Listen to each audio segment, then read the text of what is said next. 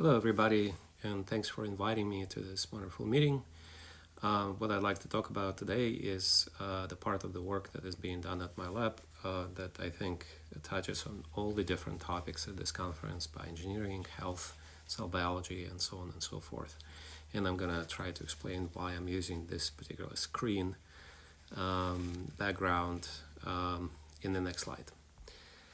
So of course you recognize that previous slide referred to something that you might have seen in this movie Matrix, and the reason for using that is that we really deeply care about the extracellular matrix, the matrix that the cells are embedded in, something that a lot of cell biologists really in many cases would like to get rid of, something gooey kind of, and they, in the desire to get pure cells, something that is to be discarded.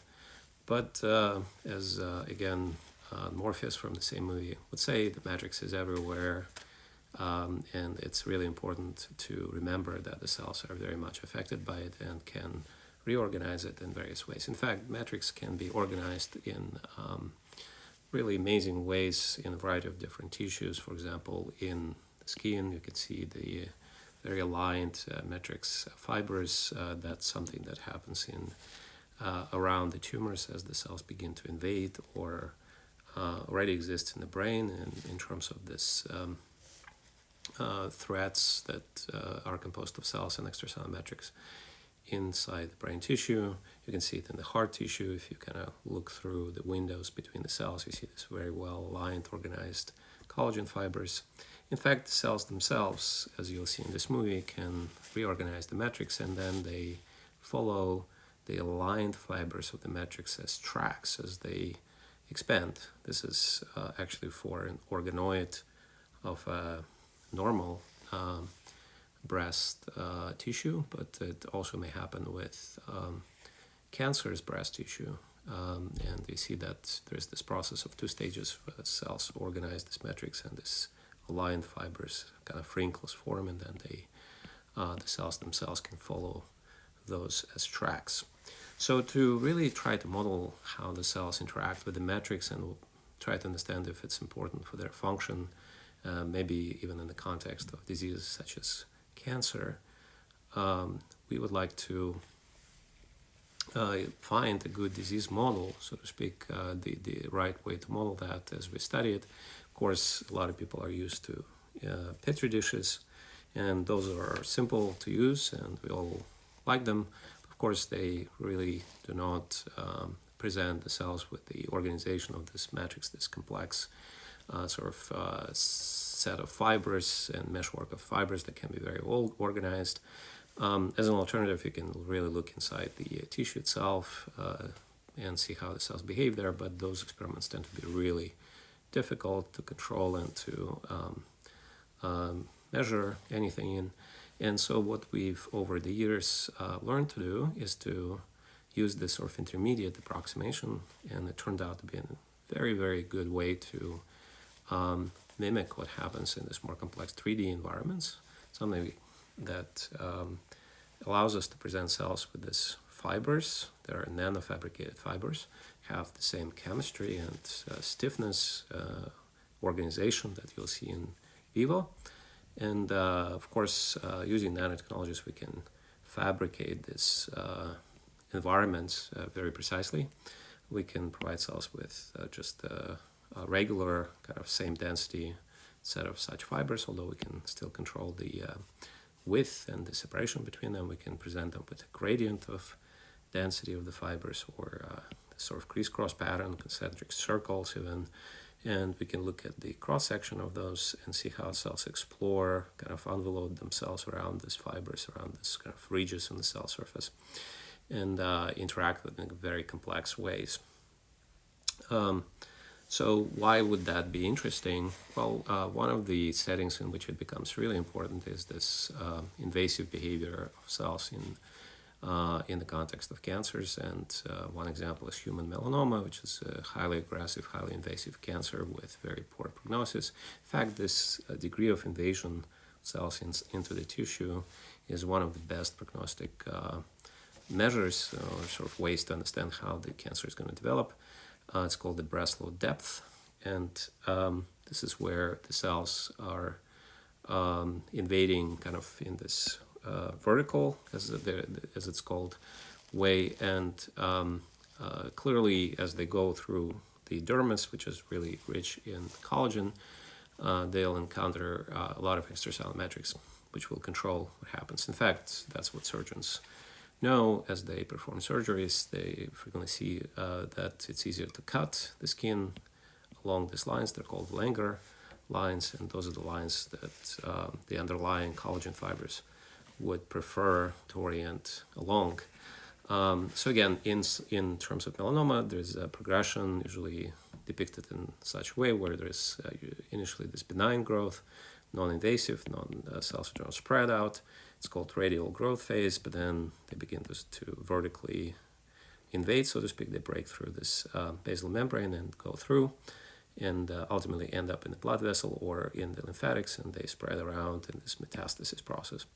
As it happens, this progression from more benign to metastatic tumor, you frequently may see a change in the genetic makeup of the cells, and they acquire mutations. Some of these mutations are easier to understand because they may affect growth of the cells. Some of them are a bit more complicated. For example, loss of PTEN is a very frequent event, but what it really means for the cells is not always very clear, and particularly is not very clear in the context of melanoma.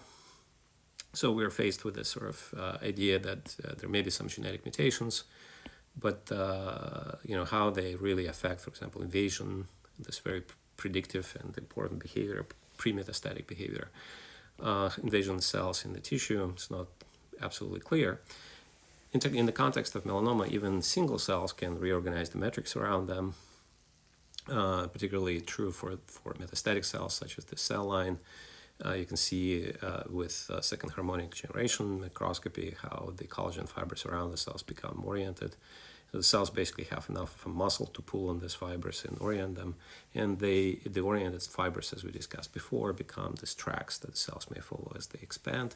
So to understand how the cells respond to these aligned fibers that may have different densities, as in this picture in this video, you can see that the cells align along them.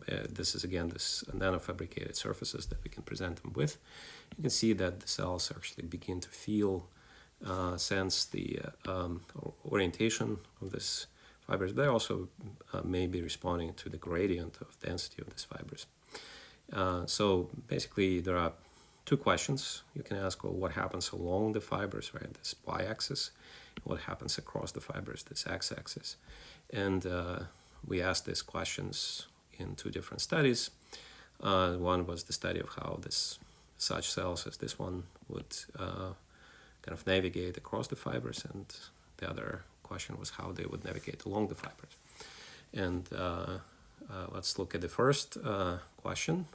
So the really fascinating observation here is that the cells, if you look at metastatic cells, metastatic melanoma cells, they actually would tend to move from denser to sparser zone of these fibers, from dense place where the fibers are dense to place where they're sparse and gradually accumulate there. On the other hand, benign cells actually move in the opposite direction, which is really striking difference, that two different cell states would mean a completely opposite response to the gradient of these fibers. And it's not that easy to understand because usually we would think about chemotaxis, but there is no real chemoattractant here. So the other two taxis phenomena, duritaxis and haptotaxis, sensing of the stiffness gradient and the gradient of extracellular matrix amount, so to speak. And so in both cases, those cells tend to move up the gradient towards higher ECM density or higher stiffness of the substrate in which they're sitting.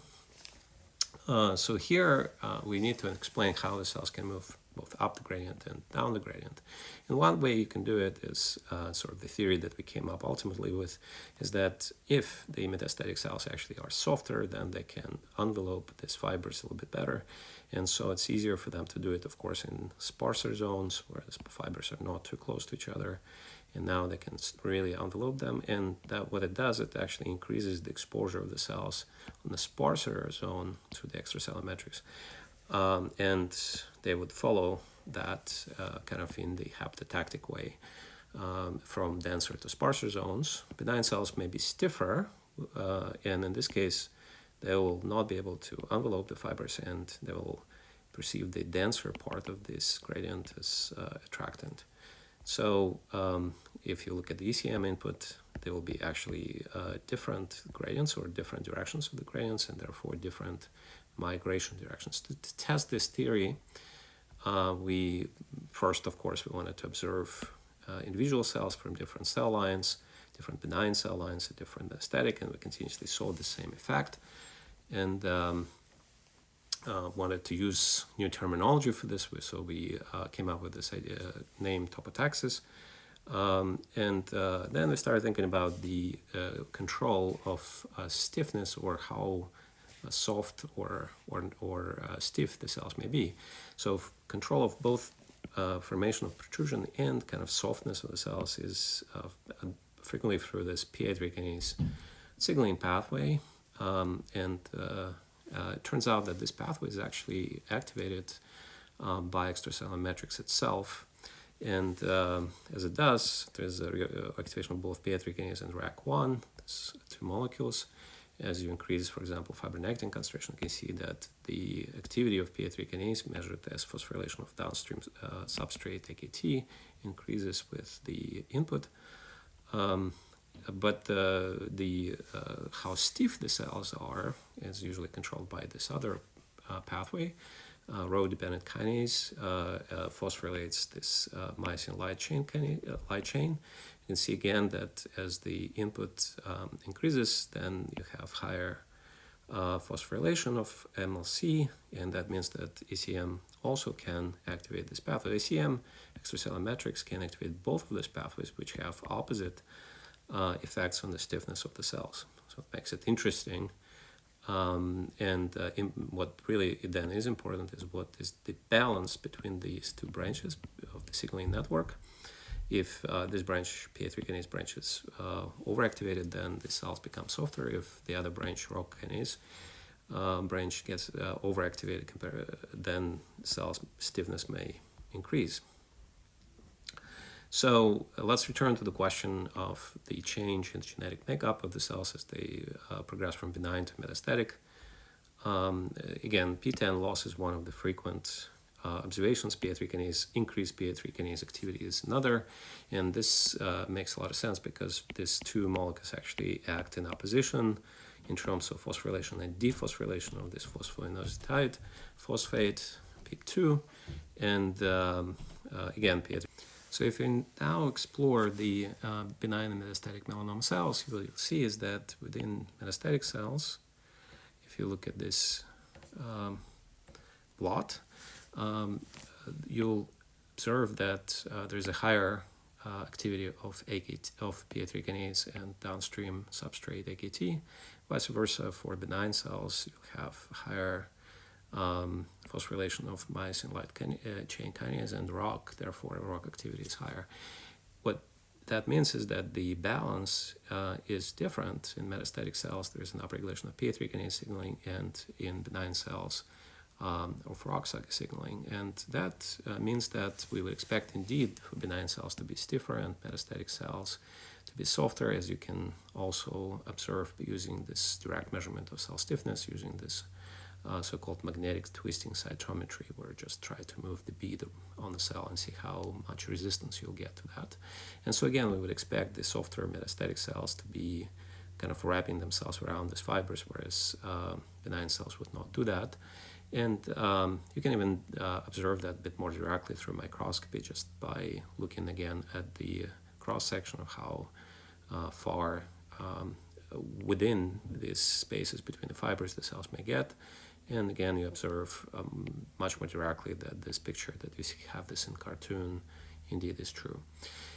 So we can obviously try to validate all of this, and one way to do it is to perturb P10, try to sort of make metastatic cells that lack P10 more like benign cells by reintroducing some sort of P10 activity, or maybe doing something along those lines. Vice versa, perturb benign cells, make them a bit more metastatic. And again, you can sort of look at these benign cells, and what you can do is you can try to inhibit in them P10 and see if that changes the balance of the signaling pathways. And then, of course, that would change the direction of cell migration. And indeed, that's exactly what happens when you inhibit P10. Cells, instead of moving from sparser to denser zone, they start moving in the opposite direction, which is really very, very striking. Pretty much like that, using the same logic in metastatic cells, you can try to inhibit PI3 kinase, and that would be predicted to again change the balance in signaling pathways, and again, in terms of cell migration, change the direction from movement from denser to sparser zone to the opposite direction, which again happens. So this tells you that in terms of the movement across these fibers, the cells navigate differently, and the benign cells may find themselves in very dense zones, and they would not make a lot of progress if they wanted to move, whereas the metastatic cells would be moving in the sparser zone and therefore freer to explore them. And so to really see how that happens, you can observe what happens along the direction of the fibers, this Y direction here, as is done in this PNS paper. One of the biggest surprises that you immediately have is that the cells actually, as they orient along the fibers, they also can show this oscillation of PI3 kinase signaling, which really signals a continuous switch in the polarity of the cells. Cells actually moving essentially back and forth. And if you go back to the network we just talked about, this PI3 kinase RAC1 network and ROC network, ROA ROC network on this side, both of them can control not only stiffness of the cells, but the protrusion formation, which mediates cell migration. And as the input from extracellular metrics increases, the protrusions will initially increase, but that would increase the contact with extracellular metrics even more. And at some point, will be activation of this pathway that decreases protrusion formation, and that would create a negative feedback, and negative feedbacks can account for oscillations. So we wanted to explore this pathway a little bit more mathematically, and it turns out that you would predict 3 different behaviors, and there's a kind of a diagram that you get from the mathematical model of this, and what you'll predict is that there's going to be not only just oscillations, but cells would be not signaling too much, which would account for random migration, or just would polarize consistently, and that would be persistent cell migration. And indeed, you can actually observe both or all 3 of those behaviors, and they actually are present at the same time in different cells in the same population. You can count the fractions of cells undergoing different types of migration, and it really, these fractions of cells doing different things actually does depend also on the density of the fibers. If the density is high, then you'll get a lot of random migration. If the density is low, a lot of persistent migration. And so we call it roping, random oscillatory persistent migration that happens with the cells in the same population. Now, to interpret this and to understand why cells in different zones may be doing this all at the same time, and essentially map the population of the cells on this diagram, you can really sort of take advantage of these experimental measurements, and you can end up with actually a map of the population. You can see that some cells are crossing through this line separating different regimes of the cell migration, mathematically speaking. And you can further test that and establish what happens if you perturb some of the components of the signaling network. For example, you can perturb row A using a specific drug, and mathematically you would predict that this will change this diagram a little bit, so that if you have the same mapping of the population onto this diagram, you'll see a smaller region for oscillation, so less cells will be oscillating, more cells will be moving persistently. And that's exactly what you observe compared to the diagram that they showed in the beginning. See this shrinkage of the oscillation number of cells, decrease in the number of cells that undergo oscillations, increase in the number of cells moving persistently. This even can allow you to compare benign and aggressive cells.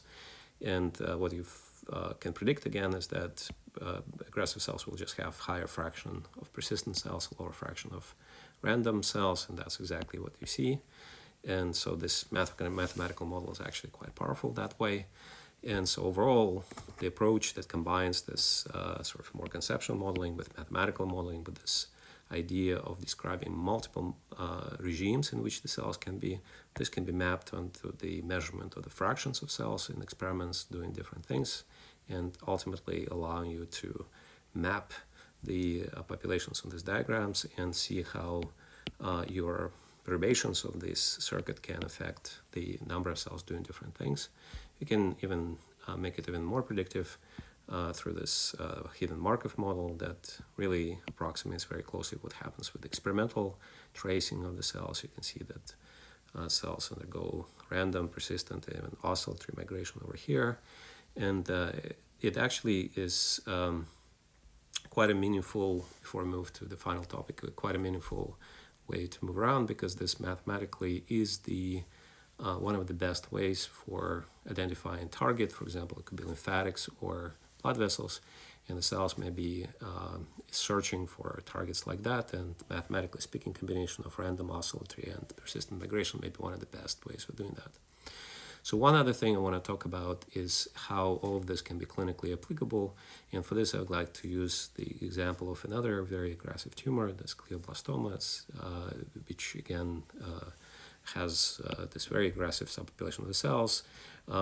More bulk kind of behavior is the growth, but growth is not as dangerous as these local invasion, because surgeons can actually remove most of the tumor, but they can, of course, cannot remove all of the brain, and they have trouble seeing these invading cells, and those invading cells really are the reasons people die from this disease.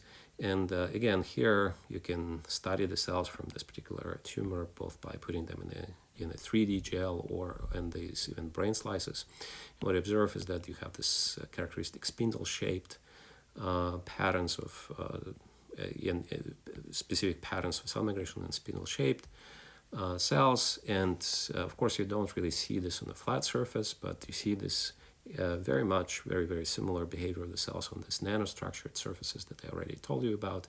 And of course, if you put lots of the cells, let's say following surgery, you can get these cells from the surgeon and put them all on this surface. You'll get some sort of behavior of this type, where again you can compare this to the flat surface and what the cells do there, and the behavior on this structured surface is very different. And you can also see that when you culture lots of cells side by side on flat and structured surfaces. And then if you look at the distribution of, let's say, cell speed, you'll see that many cells will not move very fast, but will be a subset of the cells that are super aggressive, and these are the ones that you interpret to be as more invasive cells as well. What is really striking is that if you use this to define, characterize the different samples that you obtain from the clinic, you will find that in a subset of the sample, cells will move very aggressively, and those are the patients that really don't survive very long. In another subset of the cells that you can look at, cells will not be moving very aggressively, will be very few of those outliers that move very fast, and it turns out that they come from the patients that survive much longer. Of course, again, here, this overall survival is not super long because of really aggressive nature of this cancer.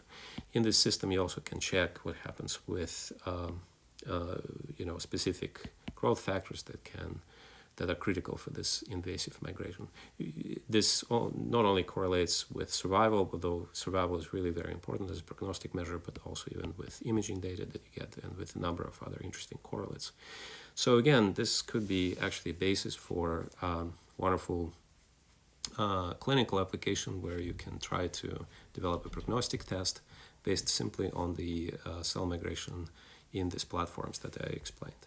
So overall, just to conclude, this really allows us, this approach, we combine nanotopographic surfaces with interesting sort of cells that we can study on them, and mathematical modeling of all of this to identify new types of phenomena such as topotaxis. We can really think about the role of different mutations within these cancers. We can think about this new ways the cells can explore the spaces available to them as they actively disseminate and migrate. And overall, and this becomes a really interesting disease model that may allow us to do some interesting prognostic analysis, confirming that even clinically this type of approaches can potentially be very, very powerful. Thank you very much. I hope this was an interesting topic for you to potentially listen to and explore in the future.